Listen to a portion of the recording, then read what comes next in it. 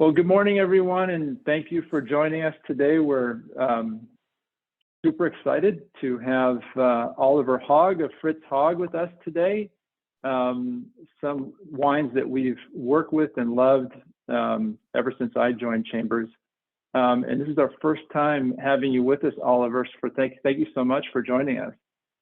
A pleasure. Thank you very much. So, Oliver, where are you right now? I'm right now in my tasting room. So I have been thinking about some to make a picture today, but I said I keep it naturally with the picture of our wine sites and the Mosel Valley, and as well I just bottled a wonderful 12-liter bottle for one of my friends a few days ago, and which I'm not going to drink tonight, but let's see. Hopefully he's going to invite me. No. So great for a party, I would imagine, a 12-liter. So you're in the Mosel, you're in Brandenburg, and just curious, what's the weather like right now? How's the summer going? Well, it's true. I'm in Brandenburg. We are in the middle Mosel. Brandenburg is round about 1 hour at least eastern of Luxembourg, and round about 1.5 hour western of Frankfurt, round about on this, almost on the same line. Well, it is. I can show you if I'm not right, but then I'm going to leave the camera. You can see the weather. I don't know if you see it now. I see. No, I have the wrong camera. Sorry. Which is. No, the weather right now is it is very high humidity. It is a challenging year. May was quite cold, and the season did not start very quickly, and so and the June was kind of an explosion. We got rain. We got enough rain in May and June, and then we get warm temperatures in June, and we didn't have hands enough to actually organize all the work in the vineyards. It's absolutely a change to the last 3 years, 18, 19, 20. We started very early into the season, and we have been around about 3 weeks in front these 3 years ago, and everything has been going very quickly. This year, everything is a little bit more relaxed. But as well, because of the good weather, of the warm weather, of the wonderful rain we had, we picked up already 2 weeks, and though we are maybe 1 week behind, 1 to 2 weeks behind last year, but at least on the normal stage of how you say, of the average of the years. But now it looks it's quite early to say, but no, everything is relaxed. I should be quite happy if we can maybe go normally maybe in the beginning of October to pick the grapes, and not like the last 3 years where we mainly started around mid of September. So hopefully we are going to move to 1st of October. That would be good. And so last 3 years you've been picking starting in the middle of September, but more typically you would pick at the beginning of October. That would be more like an average year. Is that correct? This is correct. I just talked to my father last year, and well, he told me that he has been starting at mid-end of October. 50 years ago, mainly end of October. The main harvest was in November. This has been going earlier. And when I started here in 2005, and I married my wife at the 3rd of October, and I promised her we'd never go in before the 10th of October to pick the grapes. So we have plenty of time to celebrate our anniversary already. But she's well, she already accepted. There's no chance. Since this time we have been moving earlier and earlier, and the last 3 years we have been picking mid of September. And what is as well not easy for us, because the season is just finished. The employees have to be here a little bit quicker, and but we are used to it, so it's no problem. Were you this year? I know that France was hit with a lot of frost. Was Germany affected by frost at all? No. We didn't have any frost here. The season here was not as early as in France or Italy. So The wines have been still in the wool stadium, so the ice has been still closed, and there was nothing happened. So it was no problem. It was at least didn't have any problems this year. Because as well, we have the season has been starting later, so beginning of June, and then there was no frost anymore. Oh, that's good. Well, maybe we could start. Maybe you could talk a little bit about the history of Fritz Haag. Sure. I think you've got 12 generations. Yeah, just let me try to figure out one thing. I'm sorry about, but my camera is not working. I couldn't see me. Just a test. Just 1 second, please. Sure.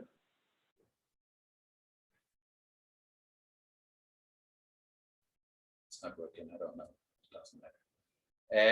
Well, yeah. Let's start maybe with. I prepared a PowerPoint presentation for you to as well introduce you a little bit to Fritz Haag, to Braunberg, to Mosel, to Germany. So we mainly start with a map of the German growing areas. And as you see, 102,000 hectares in Germany. And Riesling is around about, it's not anymore 23%, maybe we are 2% higher, though maybe 25%. This is not a lot if you see it, so it's around about 25,000 hectares of Riesling. And we are located in one of the northern part area of Germany. If Christopher is going to push the button one time, then you see where the mark is, there is a Mosel. So we are a very, very northern region. And actually, if you see, this is just the R, which is on top is a little bit more northern.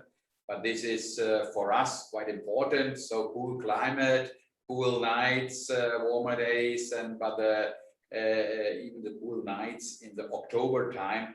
That's why I would be very happy to move with the harvest into October, because then it's much easier. You have cool nights, you have nicely chilled grapes, you keep the acidity, the wines can stay outside, and the botrytis is coming slowly, and the ripeness process as well is going to be a little bit slower.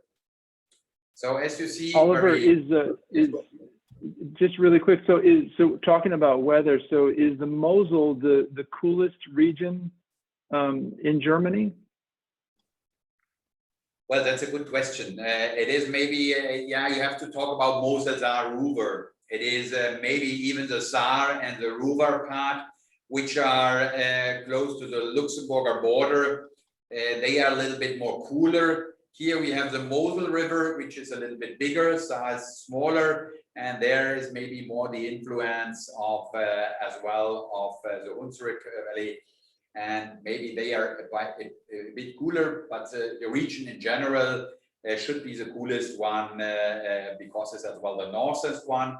We have the influence of the cool winds from the Hunsrück as well, but it changes a little bit as more higher you go into the direction of Luxembourg. It is even cooler, a little bit cooler. There's not such a huge difference in comparison if you go down to Koblenz, to the under Mosel part, where it is a little bit, and you have terraces where it's a little bit warmer. But at least if you see the part of Germany, I would say yes, we are within maybe the coolest area. Yes. So then maybe we go on in general, and the PowerPoint presentation is split a little bit in rough things about Braunberg, then about the family, and then about the wines. And here you see the Braunberger, part of the Braunberger Juffer, but we can move on, Christoph. Spectacular. Yes. Yeah, you cannot imagine on a picture, I'm sorry, but you cannot imagine of a picture how steep it is. This is quite often why it's rather difficult to show our mountain with a front picture. The side pictures are sometimes much more interesting to show the almost 80% between 75 up to 85% of steepness. 100% is a decrease of a 45, which is meter by a meter. That's very, very steep. And but the picture was quite nice to show you a little bit how steep it is. But there is another few pictures. Well, the Mosel, you just saw 102,000 hectares in Germany. The Mosel is 8,800 hectares. When I started my practically time, that's almost 30 years ago, even longer. So we are still have had around about 11,000 hectares, or 10,500 hectares.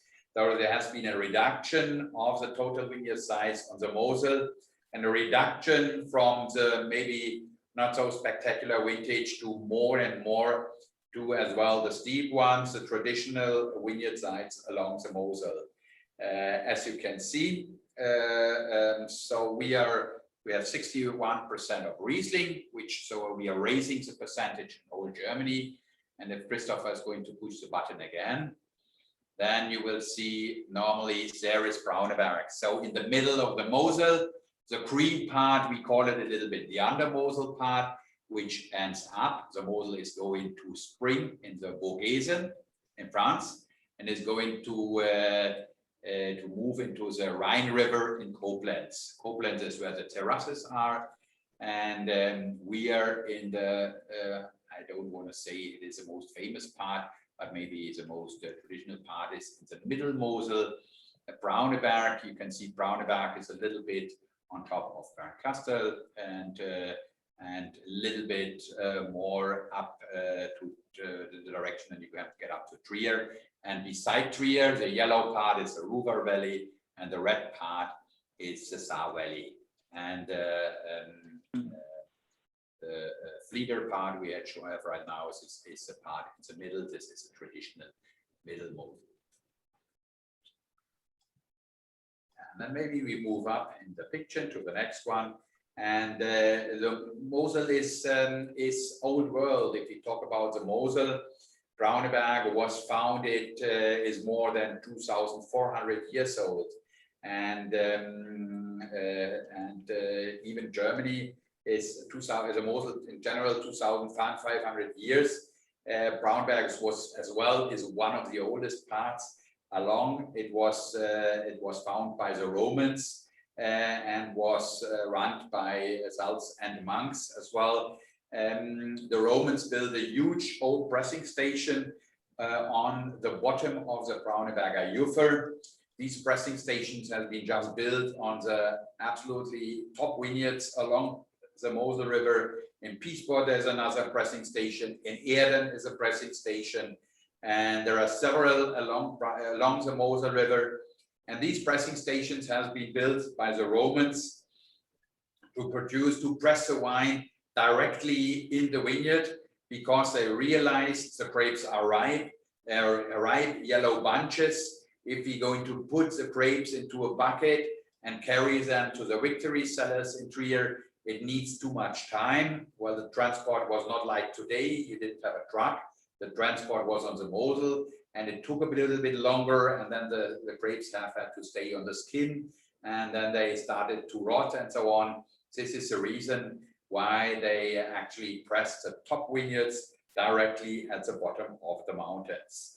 And then the juice was already separated in free-flowing juice and pressing juice. They have been as well focusing on quality on this time. And the different juices has then been put onto a boat, and then they carried the wine on the boat to the victory cellar in Trier, where this wine was made mainly for the I don't want to say that, but at least for the better people in which has been high ranged in the army, or as well which have had a higher standard. It's the humans. So they got the top wines, and the wines on which has been besides on the very good as well on the other sides, which has been but not so famous. These wines have been mainly made for the people of the army, for everybody, to keep them in a good mood. Wine was always made to keep the people who fight it in the war and so on, and to keep them in a good mood, and to keep them in a good condition. Yeah, condition maybe not more in a good mood, yes. And as you can see as well, there are some informations, what I just said. Even the temperature in the winter time down here in the valley, in the last 20 years, it is snow get very rare. And but even we have mild winters, we have a moderate change of the climate. We don't have so strong up and down in the climate. What means as well, we have as well in the autumn time, kind of a cool climate, the influence by the Hunsrück, a huge forest area, which keeps always a fresh breeze on the vineyards to keep the grapes in a good condition. And what is very important for us is the long growing and ripening period, what we always describe as a cool climate, because this is for us one of the major things to keep the grapes for a long time on the wine, to have this hang time. Normally you count 100 days from the day of the flowering, you start to count till the fully day of ripeness. We quite often have 120, 110, 120 days. Oh, wow. But the grapes are not just getting, as in warm areas, they're getting more alcohol or more power. At the end, there is a kind of a stagnation of we calculate the alcohol in must weight.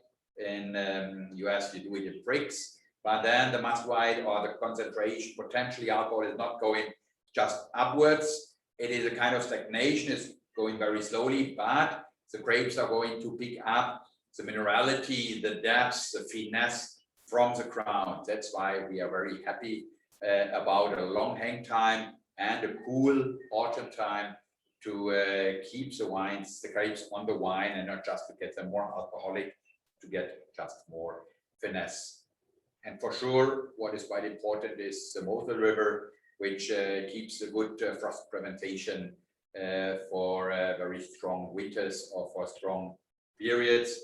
For sure as well, I think we have had in 2017 some damages with frost, which was not so strong, but it has been quite cold as well. But it has never been a problem before, but that is as well what we realized in the last few years, or even not in the last few, it's a longer time already. What is changing with the change of the climate? It is getting more extreme. Then we get frost, or we get quite warm weather. We have the same amount of rain, but in shorter periods. And this has been changing a little bit. But okay, this is a challenging thing to us, and that's wow. Yeah. Yeah, and then maybe we move on to the next picture. Yep. Now we talk a little bit about the estate. And in general, first mentioned 1605, so more than 400 years of wine culture, of quality production culture. I have been taking over the estate in 2005 from my father, who died last year in December. And we have been doing almost 15 years together, which has been a great time. He with his experience, I maybe with young knowledge from the university, but we have been a great team, and I think everybody picked up something new from on my side, a little bit on the experience of the father, more than 50 years of winemaking, and maybe more the relaxed part. And he actually, because we have been changing a little bit as well, making more dry wines in the last 5, 10, 15 years, increasing the part of the dry wines, because there's as well a great opportunity along the Mosel with the change of the climate to make wonderful, great dry wines. So today we are running. Sorry. Sorry to interrupt. So you're Oliver, and your father was Wilhelm, and then his father was Fritz Haag, correct? So the winery is named Fritz Haag for your grandfather. That's correct? That's correct. My father has been, he named the winery to my father, to his father, to my grandfather, and his name was Fritz Haag, but his nickname was Fritz. So he took Fritz, which you can keep quite well in mind, and which is easy spelling. In former time, it was very common to name the winery through the actual owner. And but my father made the decision to honor his father and call it Fritz Haag, which was as well sounds better as Oliver Haag. And today, for sure, we keep the name because it is a brand, and we are not going to change the name anymore. The next generation behind me is Fritz and Gustav. I have two sons. Hopefully, maybe one is going to move into the business.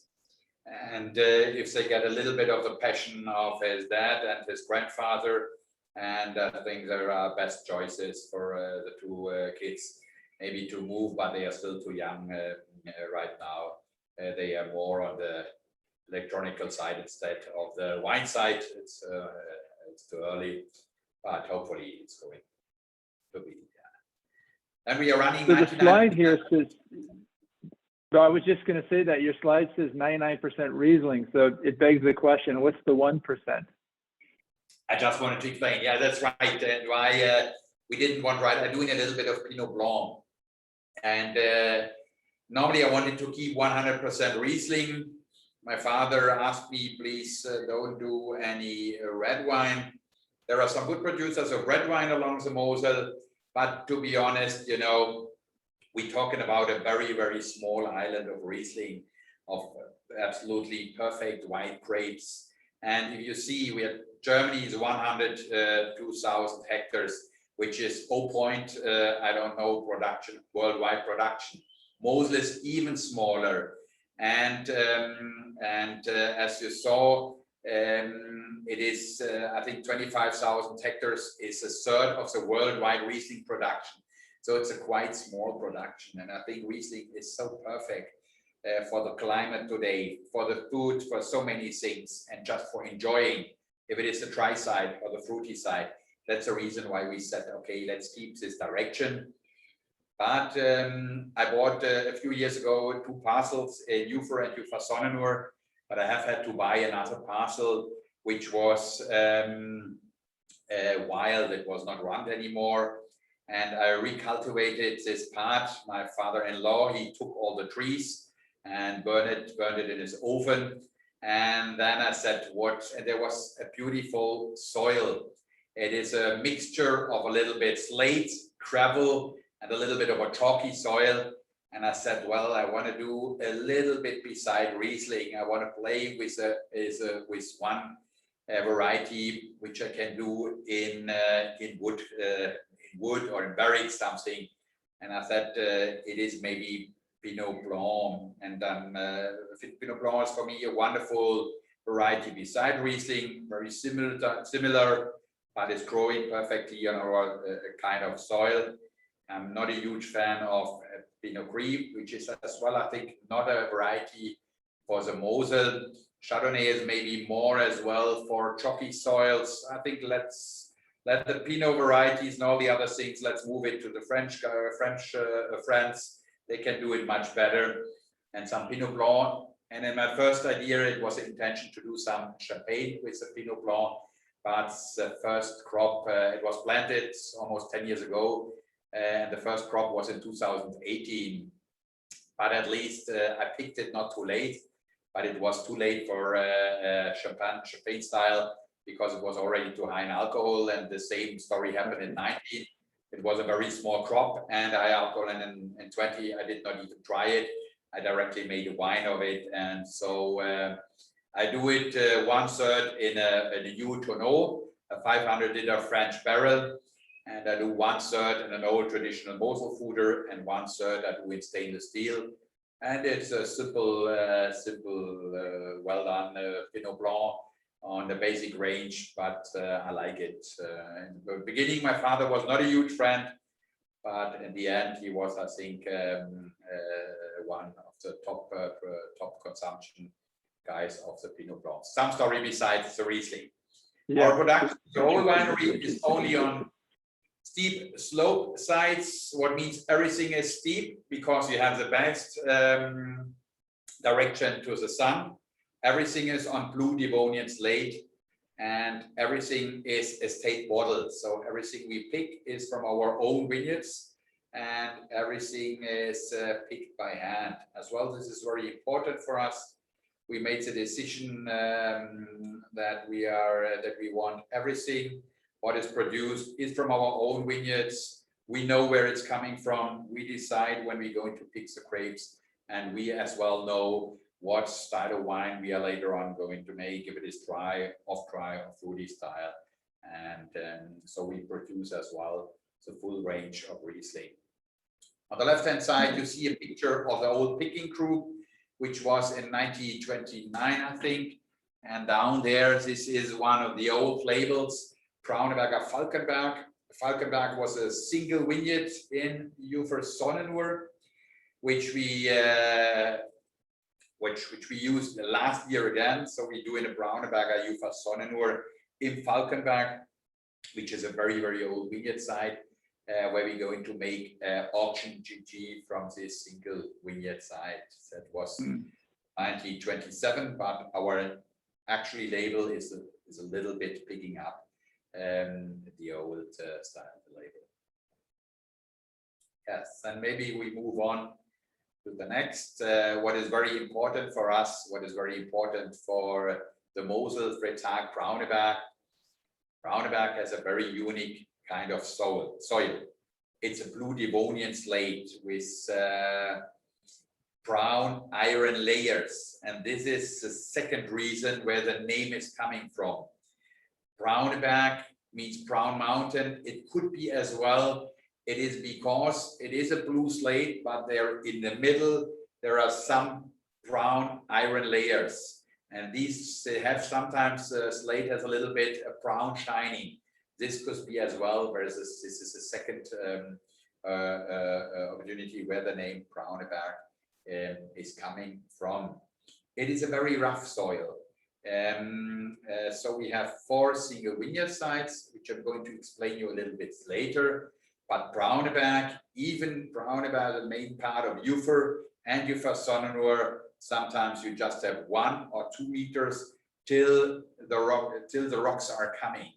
And because of these rocks, because of weathering, because of frost, because of water, there is always breaking. Parts of the rocks are breaking up and moving up to the top, which is a process of a very long time, of centuries. But this is the reason why the soil is almost a little bit poor, very rough and very poor. So the roots have to go very deep, as deep as possible. Sometimes we found roots which are 20, 25, 30, 35, up to 40 meters. They just, if they're very old, they just go through where the water is, where the food is, and this is mainly on the top of the rocks where the roots going through and picking up the minerals which are later going to show up in the wine. So it is a whole process, and very important for this process is this blue slate. So Oliver, you have these amazing blue Devonian slate soils. Your vineyard is right on the Mosel. It's directly south facing, and it's super steep. I think it was an 80% grade, if I remember right. All those factors, how do they influence the style of the wines that are made from this terroir? Well, this is what I just said. All these things are responsible for the minerality, the finesse, for the light bodies. The cool climate keeps the acidity, the freshness, and it protects us that the wines are not getting overpowered, too alcoholic. Then you have the soil, which is poor, so the roots have to go very deep. The wines have to be quite powerful to survive and to feed as well the grapes. And because of this minerality, which is coming out from the blue slate, which is coming out of the weathering process, the wines get these mineralities, a lightness, and this refreshing character. And this is what at least is showing up in the wines. And at least as well, what is very important, the blue slate in the summertime, he's picking up the heat. And it is like if you put a piece of slate in the sun and you go 2 or 3 hours after the sun has been going downwards, and you just put your hand on a piece of slate, you still realize it's still warm. And this is as well the process we have in the summertime. So we still have even at the evening, a mild climate at the vineyards. The slate keeps it warm, and that's what the Riesling variety loves.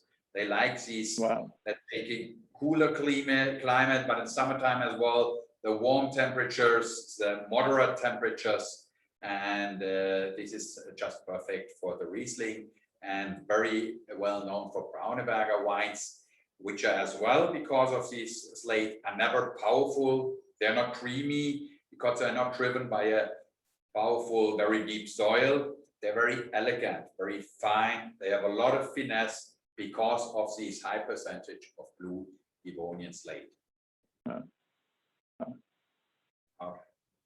So Oliver, time-wise, we have.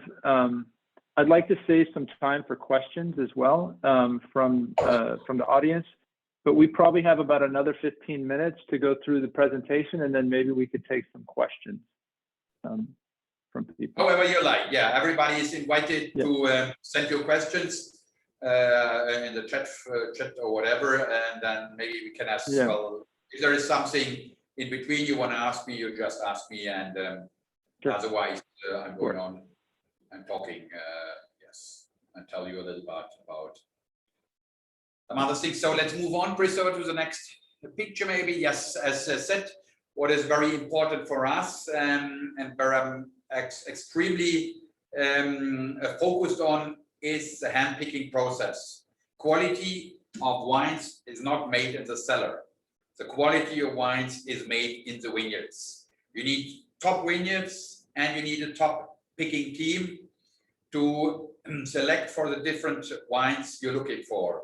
And what has been changing with as well change of the climates, you have to be very effective and to do things which we did before in 6-8 weeks. We do it now in 4 or 5 weeks because the ripeness process is moving on. We want to get the best quality of the grapes, and then if we're going to start, you have to be very powerful and extremely focused on the harvest to bring it in the best conditions. And this is very, very important. Selective harvest. We go several times to the vineyard. We pick a basic wine or a cabinet. Cabinet is a wonderful variety. Hopefully, everybody in the audience has been trying a cabinet. If you didn't get the chance, maybe Eric is going to invite you next time and pours you a cabinet. It got much more difficult in the last few years to get a cabinet sometimes instead of a spade or Auslese because of the change of the climate and so on. And you go back, for example, 20 years. Since 98, we didn't have really a bad vintage. So we have a really good, permanently good production. Good years, top years, exceptional years, but not really bad years. My father told me about years in the 60s, 70s, 80s, which has been terrible. The acidity was as high as a musquite, almost. Or they lost as well the crop because of other things. These have been changing because of the climate.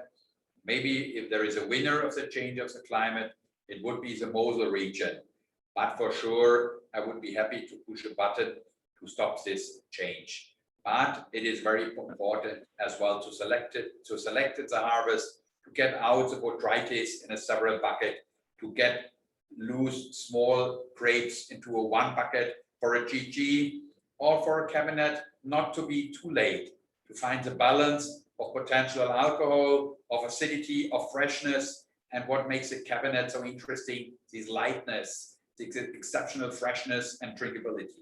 And this has been as well a challenging process, which is not anymore you wait, and then you have to be quite clever today as well to balance your harvest time.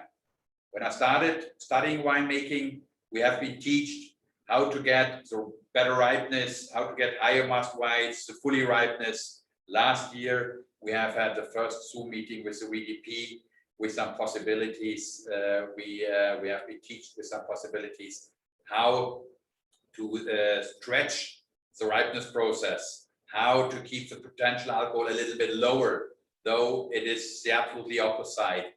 And but let's see how it's going to develop in the next several years. It's challenging, but this is what making our business so interesting.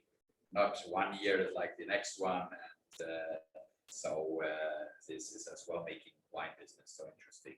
We have different vintages. We are working on the sustainable practice, what means we are working ecologic direction. We pick all the good things from the ecologic part, the spraying part, all the things, and but as well sometimes in the spraying process we want to use some. We are working without any poisons in 50 years. No chemical fertilizer. Everything is on the organic base. I think these are basics for a. Sorry, I'm not arrogant, but for a winery like ours, for the top estates of the VDP, which just decided a few days ago that all wineries in the next 5 years have to be sustainable and have to move in not just on their own. They have to work together with a company which is as well checking the process of the sustainability. I think this is very important, and this is the way as well we work. We want to get the best things from the ecologic part, and with the steep vineyards. So Oliver, is it fair? So with regard to sort of organic viticulture, so you're not using any chemicals, but it would be difficult to be certified organic, I would think, in your area. Is that true? It is true because of the several things. It is on the one hand, it is a Mosel River, which makes it much more complicated. We have much higher pressure by Panosperm, Oidium to Mildus if you compare with the French, because they don't have, or in some parts of France, they don't have the humidity. Here you have a higher humidity of the river, and we have higher amount of rain. And for sure, the spraying process we do with caterpillars, and we are limited with these machines as well for permanently spraying. So we are going to do several organic sprayings, but in the middle, in the pressure time as well, we are going to do it conventionally. And but as I said, without poison, without any things, but we do it conventionally, and we get wonderful along, because as well we know we want to keep it for the next generations.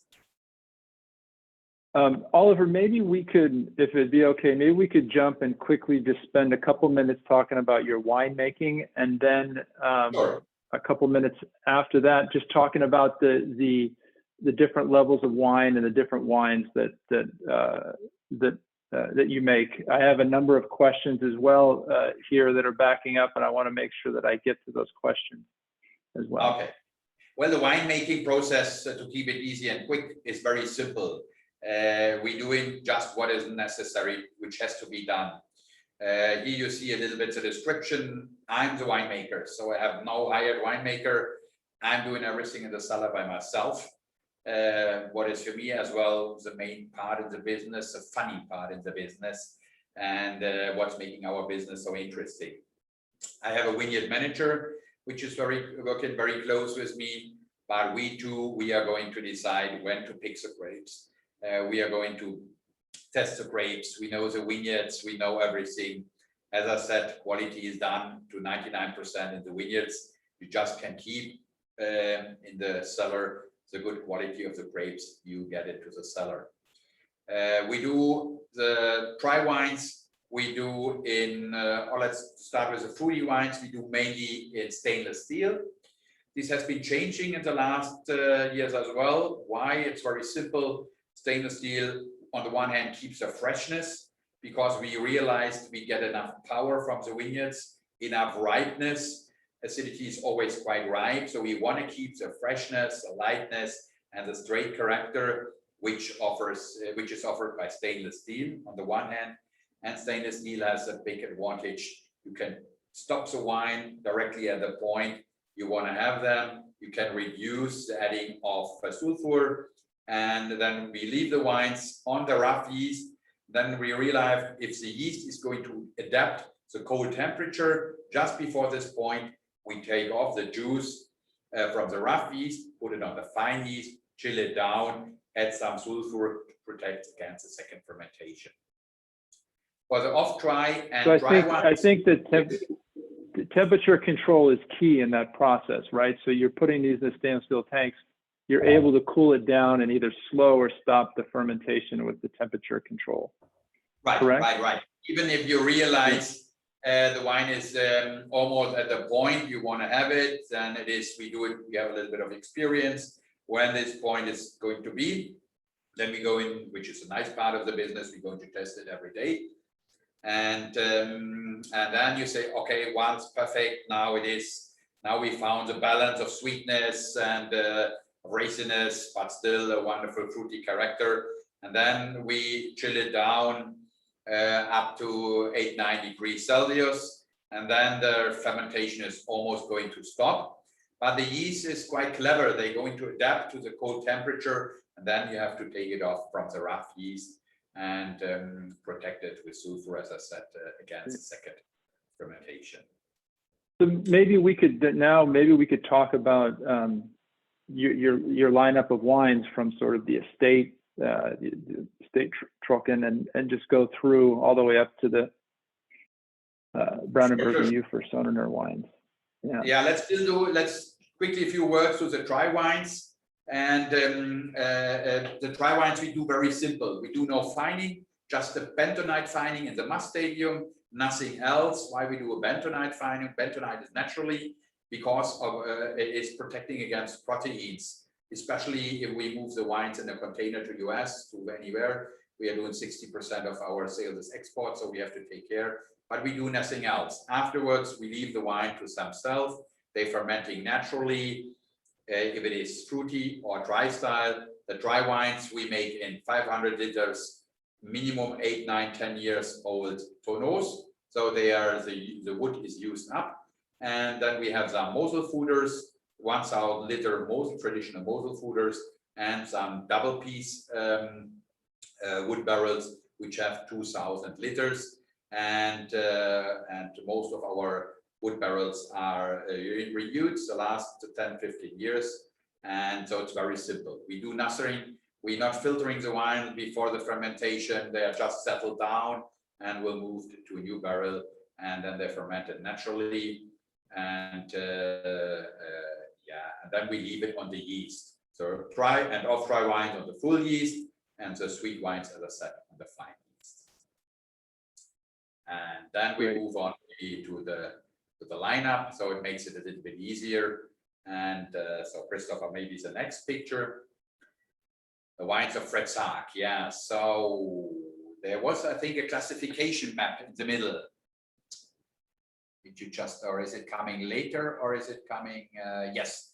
So we are the WDP. We are a member of the WDP. The WDP is an association of around about 200 wineries in Germany. It was founded at Mosel, Rheingau, Rheinhessen, and Pfalz area. The Mosel was one of the founders, and our winery was from the first day was as well a founder. So we have been joining this association from the first day of the existing. And we made around 15 years ago, we made a classification which is based on estate wines, Belage wines, Premier Cru, we call it in Germany Erste Lage, or Grand Cru, we call it in Germany Große Lage. And in our winery, these 4 vineyard sites, which you see now in front of the screen, is the biggest one is Brauneberger Ufer, and the most exciting ones, Brauneberger Ufer Sonnenur. You see it's in the middle, very close to the river. So Ufer is like a hat on Ufer Sonnenur. And since 8-9 years ago, we already had in our portfolio on the left-hand side Kästener Paulins Hofberg, a very old and traditional vineyard site, and on top Mosel River, which is not so well known, but I bought some wonderful vineyards. The heart of this vineyard site, because it's a big vineyard site, but just around about 2 or 3% are the heart and the old traditional vineyard sites. And these 2 vineyard sites are just going to make from each vineyard site 1 GG. From Juffer and Juffer Sonnenur, I'm going to make the whole range of wines. You see the size of the vineyard. The size of the vineyards are the total sites. I would be happy to have everything, but I just have large holdings in each vineyard sites. All these vineyard sites are 100%. And just really quick, we had talked about this before we came on, but Braunenberger Juffer and Braunenberger Juffer Sonnenur, they're separate vineyards. So Braunenberger Juffer Sonnenur is not a part of Braunenberger Juffer. They're 2 different vineyards. That's correct, right? We have had the old wine law 1971. Within the change, they decided to make it a little bit easier for the customer and to move away from all these single vineyard names. And they said we call it in the old traditional name Braunenberger Juffer. But to honor the guy who spent the sundial, they made the decision. The sundial is right now roundabout where from the Braunenberger name the B is. So in the middle, to call the surroundings of Juffer Sonnenur Braunenberger Juffer Sonnenur. But we are talking about 2 different single vineyards. But for sure, Braunenberger Juffer Sonnenur is in the middle of the mountain, and maybe it is the eye dot on the Braunenberger Juffer. These 2 vineyard sites are extremely driven by this high percentage of blue Devonian slate. And in Kästener Paulins Hofberg and Mosel River, we have as well maybe a little bit deeper soil. It's a kind of tone slate, so it's a little bit of deeper slate and more fine fine material. And it's not, I don't want to say this soil is heavier, but a little bit more powerful and not as dominated by the blue Devonian slate as the soil in Juffer or Juffer Sonnenur. But 2 great vineyards. Right. Great. Thank you. So maybe Oliver, we can just quickly go through the wines, and then I can give you some of these questions. Okay. Yeah. Okay. But you see this is a mountain from the 2 sides. How steep it is. In the middle, you see the white dot. This is the Juffer Sonnenur. And then let's move on to the wines. This is the middle Juffer Sonnenur part. Maybe you have the chance later on to go back again. So, but you see as well. This is a classification which I just told you a few minutes ago. We in Germany have the VDP has 4 steps, but the Mosel had made the decision just to move with 3 steps. We are not running the Village range, and we have a mixture of Village and Premier Cru, which we call, because the grapes are just coming from Grand Cru sites, we call it kind of a Premier Cru Village. And let's move on to the wines. So here are starting the wines of Fritz Haag. So this is the basic range. What I told you is estate wines, which we have in 2 different versions. A dry version, which got last year these 94 spectacular 94 Parker points. For an estate wine, it is an unbelievable rating. Yeah. And it is really a very refreshing light body wine with 11.5. So it depends between 11.5 and 12% of alcohol. Refreshing character, easy drinking, but already with a high level of quality. So we're not talking about a bottle by wine. Still, the grapes are coming from single vineyard sites, from top vineyard sites, from blue slate, and the hand pick for these 2 wines. The one hand, the left-hand side, the dry version, and on the right-hand side, we call it off dry because it's not a fruity wine. It is in this medium dry style.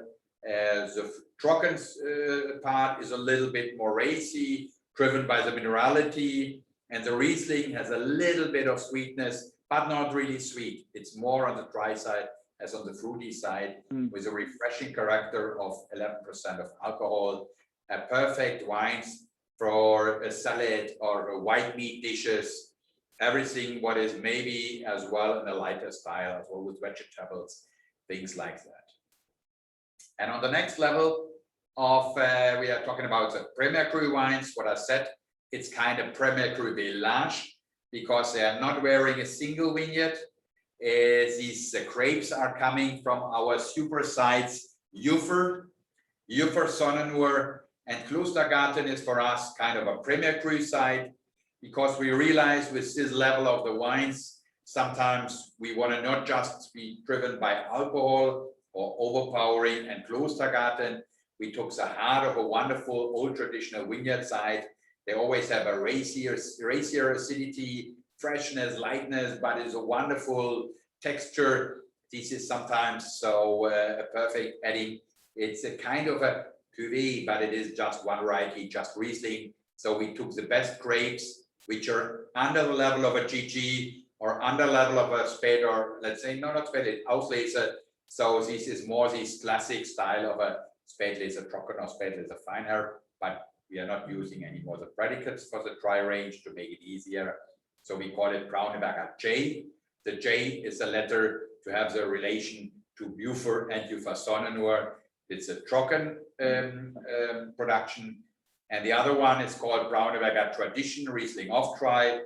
On the front label, it's just Brauneberger Riesling Tradition. Why Tradition? Is a kind of style we had round about the change of the centuries, refreshing, not fully dry, light-bodied, easy drinking. This has been the texture of the wines at the change of the climate of the century. And just as well, to explain you a little bit, 100 years, 120 years ago, with the change of the centuries, German wines has been priced 1, 2, 3 times higher than any wines from Burgundy or Bordeaux. And this was a very extremely perfect time for our wines.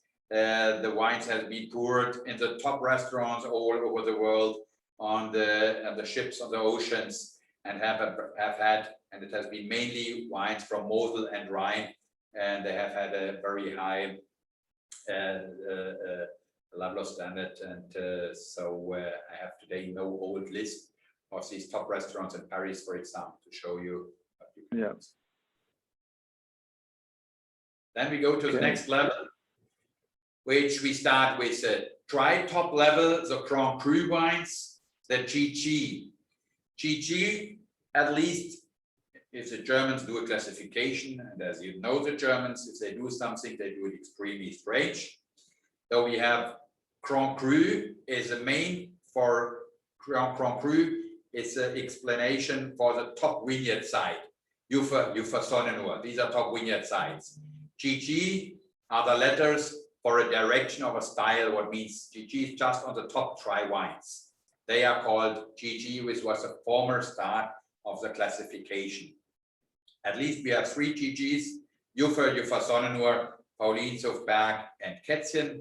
Paulinshofberg and Kätzchen, we don't have a picture yet, because we started with Paulinshofberg last year and Kätzchen this year, so we have no bottle shots yet. And then we have one off-dry version, Brauneberger Ufer Riesling, which is with a new label style, which we call off-dry. It is just called Ufer Riesling. It is not fully dry. It stopped in the fermentation, kept a little bit of sweetness, but it's wonderful in the wonderful dry style, and a perfect wine, like the other two, for a little bit more powerful food, for fried fish or fried chicken, everything which is asking for a little bit more of power, which is not made on this lighter way, which is as well a little bit more this powerful style of food. Oliver, let me, I want to get a couple questions in here from the audience, if that's okay. Yes, sure. So I have a question here from Scott Stewart. He's the director of sales for Northern California. And he asked, he said, you made a decision to use native yeast with your wines. Has this always been the case? What do you think this lends to the finished wine?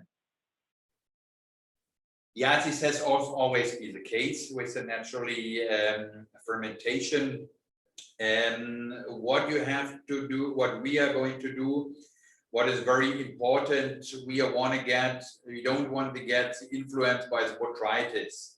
So from the very healthy top grapes we are going to harvest, if this juice is going to start with the fermentation quite often, and it's from the same vineyard sites, then we're going to take 1 or 2 buckets and add it to the wines which are not fermenting yet to start the fermentation, but as well to have absolutely top yeasts which don't have the influence by the botrytis. And so we get a wonderful, very clear and not too smoky fermentation within the naturally fermentation. And yes, the wines get the influence by the yeast, if I understand the question correct. Sometimes the wine in the young stadium, you describe them as a little bit in the direction of a taste of the sulfur and the reduction, because it's coming from the reduction. Sometimes you have a little bit maybe not so good kind of taste, which is as well coming from the natural fermentation.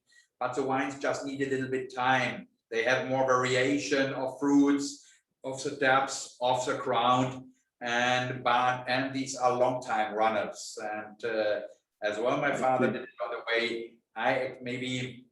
I'm because of the lower yields and so on, and a little bit the change of what we are doing, we have a little bit more intensive taste of this naturally fermentation. I see. Sometimes wines need a little bit air as well, freeze and ripeness period. Got it. Thank you. So I have another question here from Joshua Benjamin. He's a sales representative in Napa. He was asking, how long do fermentations typically take, and what temperature range do you typically allow them to occur? We're talking about the fermentation, yeah? Yeah, so fermentation, how long are they, and what is the typical temperature of the fermentation? This is a good question. When I started the business, I normally fermented a little bit cooler, between 15, 16 degrees Celsius. And for the fruity wines, for sure, I keep it still between 15 and 17. Otherwise, the fermentation could be rather quick. If we talk about the fruity wines, we're talking about 3-4 weeks. It can be up to as well 6, 8, 9 weeks. It depends sometimes on the wines. Depends how strange is the yeast to ferment it. Sometimes it's running quicker. Sometimes it needs longer. For the dry wines, I realized not often the coolest temperature. With the coolest temperature, we have as a result of a dry wine. So I let them ferment as well, sometimes up to 18, 19 degrees Celsius. Then the fermentation is going permanently, constantly, and the wines are not going to stop. In the off-dry range, that as well, the wine's going to ferment totally dry.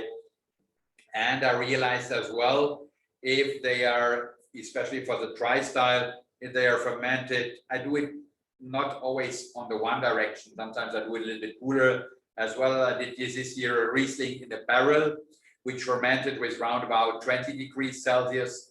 And I realized this wine has a wonderful texture. It's not just driven by the fruit. It has a wonderful texture of minerality, finesse, and it's a little bit more on this more traditional style.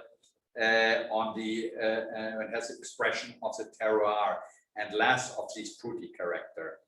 And but sometimes as well in the dry age, it needs up to January, February till the wines are fully dry as well, March. So sometimes it needs up to 4 or 5 months. And I had another question from David Rep. He's a sales representative in Sonoma, and he was asking how close are the residual sugars in a fine herb and a Halbtrocken?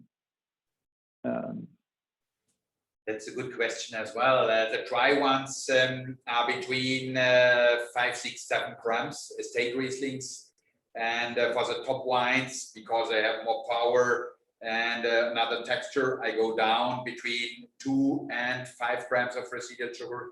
It depends a little bit where the wine going to stop. It depends a little bit on the vintage. Like 2020, for example, I made the wines quite dry because I realized I like this dryness. You get this salty, mineral-driven character. But vintages like 19, maybe I have had 1 gram more, between 3 and 4 grams. For the state wine, we are talking about 5, 6, 7 gram, as I said. And the off-dry version is between 15, 16, and 17 grams of residual sugar. But please, there is one thing. This is just a technical information. How high is the level of sweetness with residual sugar? You have to test the wine. You have to see the package of wine. Mosel has very low pHs and sometimes a racy character. And this racy character or the acidity, it can just eat up the sweetness, the residual sugar. And then it's showing totally different and much drier with high levels in comparison to low levels. So it's up to the vintage, up to the wine, and even 15, 16, 17 gram is not really high. It's more in the dry style. Great. So maybe Oliver, to finish off, maybe you could just go through the your Grand Cru wines that are not dry. Okay. Is that the... Let's move to the next picture. Here you see this is the most important, as I said, there's the picking process and there's a selection. Here we are selecting for a BA because they are not fully shrumped. There is still a little bit juice inside, but it is just an open picture for the next one. So we maybe move to the next. So we have the fruity collection, which is starting with Ufer Cabinet. We make just one cabinet, which is coming from Ufer. We do a Ufer Sonnenur cabinet from time to time, which we're going to sell on the auction, like we're going to do in 2020, because Ufer is the warmer part and it got more difficult, as I said even in the beginning, sometimes to have a cabinet instead of Spätpotes or a GG. So Ufer, as you saw in the picture, is from the bottom of the river to the top of the mountain.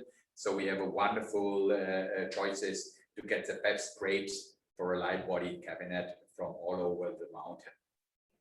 The next level, then we have 2 Spätlese which we produce, Ufer and Ufer Sonnenur, a little bit more sweetness, but as well not just sweeter, more power, more extraction, wonderful wines as well. Even the cabinet or a Spätlese or the Ausleses which are coming next. All these wines you can keep for another 10, 15, 20, 30, 40 years. Depends on your storage, depends on your cellar. You need a cool cellar to store the wines, and it needs, depends how strong you are, not to go down to the cellar to drink it before.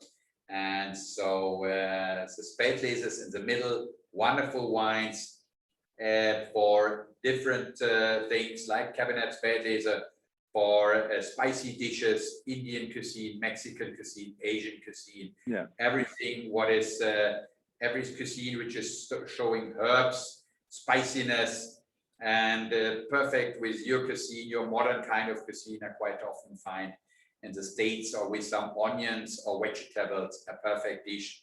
Last but not least, the Ausleses, which we as well do from both vineyard sides. Highest ripeness level without botrytis. This shows a regular capsule. So, so we are on a level of a GG with the highest ripeness wine you can keep for a long time, or drink it in the young stadium as an aperitif or dessert, yes, but a light prepared dessert with some fresh fruits, not too sweet, not with cakes. This would be too powerful for the wine. Fresh, light dessert, or some sorbet in the middle, or just as an aperitif, 5-10 years old as an aperitif, nicely chilled instead of a champagne, low alcohol, sweetness, make you hungry, or at the end, just on a you taste it singular without any food. It's a wonderful fresh up to the. And just lastly, if you could, can you just briefly talk generally about the 20 vintage versus the 19 vintage versus the 18 vintage? Obviously, we're offering the 20 vintage wines right now. let's just do the last picture, because after the Auslese, otherwise we have to jump back. We're talking about, quite often people ask for the gold capsules. Gold capsule, what I just said, because as I said, the regular Auslese are without botrytis, and these wines are with botrytis. Till the old wine law of 1971, we had Auslese, fine Auslese, finest, high finest, and Baron Auslese. Because the quality producers had no lobby, they have been removing fine, finest, high finest, and kept Auslese and Baron Auslese. But the part in between, we are talking about grapes, which have in general maybe 20, 30, 40% of botrytis, which have a wonderful finesse, elegance, but as well more concentration. It's not to compare with Tokai or Sauternes, because we are much lower in alcohol, 7, 7.5, 8.0, so very low alcohols, but more concentration. Water is going to disappear, quantity is going extremely down, but we have the concentration of the acidity in the ingredients. And to get the difference, my father, like many others, J.J. Bremegger made the decision to show these wines, to show up with a gold capsule on top. But it is nothing which is done by law, own classification. So you have to see the gold capsule together with the sign of the VDP, with the sign, which the name of the producer, to see it is something special. Up to Bier Baron Auslese or Trockenau Baron Auslese, very highly selected grapes, very, very, very small quantities, and just in few years. For example, in 19, we harvested around about 4 to 5 fooders in general of gold capsules, 3 fooders, I think, in 2000 and BA and a little bit of TBA. In 2020, we harvested 380 half bottles of gold capsule, not more. So it's nothing which you can do by yourself. It's up to the nature. This is what is here described with have given with natural to get, not natural to have. This is a little bit the sentence. Let's talk about the last 3 vintages, because we are running out of time and I want to not flood you with too many informations. Let's compare maybe 18, 19, 20, because they are quite similar. Right. And 18, they all have been dry vintages. But in 18, we have had within the season 2 or 3 times rain and a very warm harvest period. This is the reason why the acidity was going down, warm nights, warm days. And even the warm nights are eating up the acidity, but we kept very healthy grapes, which are 18 in general because of the rain in between, the sun and perfect weather, perfect harvest conditions at the end, but a little bit more powerful, more driven by the yellow fruits in the tastes, a wonderful power structure, a little bit more creaminess. 19, we have had even a warmer summer, drier summer, but the main difference, just before beginning of September, 2 weeks before the harvest, just before the harvest, we got some rain, nice rain, and cool nights and cool days. Even the cool nights have been perfectly for keeping the acidity, keeping the freshness. So we have another kind of style a little bit in 19, more texture, more depth, a little bit higher extracts, and for me, and higher acidity, for me, more vintage, which needs a little bit more time. 18 is a wonderful vintage, wide open, easy to drink, and wonderful to understand for each wine drinker. 19 is a little bit more special, a little bit more racy, dominated by the soil, but perfect conditions. 20, as well, is maybe the most extreme weather climate. We have had a very dry summer, got a little bit of rain just before the harvest, and we have been cutting out a lot of grapes to not to overpower the wines, but in general, we produced in 2020 maybe a mixture of 80 and 90. We have had very warm season and a little bit of rain, not as much as in 19. That's why the wines picked up a little bit of water, but did not get too high in alcohol. And because of the warm period in the autumn time, harvest time, the grapes has been staying for a long time, very healthy, but the acidity, once again, because of the warmer nights, go down. But it's extremely fine because the alcohol is not too high, the wines are not too powerful, and they have a lot of finesse, and they're very elegant, there's a lot of drinkability, very perfect to enjoy and to drink. 3 vintages, which are a little bit different within the season, not too different, warmer vintages, but different in taste. 18 a little bit more powerful, creamy, 19 racy, driven a bit more by the acidity, and 20 in between, lighter, but very fine, very elegant, and with a lot of animation to drink even more. Wow, that's a great summation of the vintages. Thank you so much for that. And thank you so much for making the time today, Oliver. This is a pleasure. Our whole team really appreciates being able to represent your wines in California. And we look forward to success with the 20 vintage with the wines. Thank you very much. We are very happy to be part of your portfolio, and I'm looking forward to see you maybe or one of your colleagues, hopefully personally again. And I'm looking forward, keeping the fingers crossed. And if you have any questions as well, you can contact Jeff, or you can call me all the time, or you can write me an email. And it's rather difficult because my English is not so well to describe sometimes the questions, but I will make a small video. I got a video professional and will try to answer your questions by video and send it to you. It's up to you. That'd be fantastic. And please come to California next year. We want to see you here. Thank you very much. I will for sure. Okay. All right. Okay. Thank you very much. Thank you so much, Oliver. Take care. Thank you. Thank you. Bye-bye. All right. Bye-bye.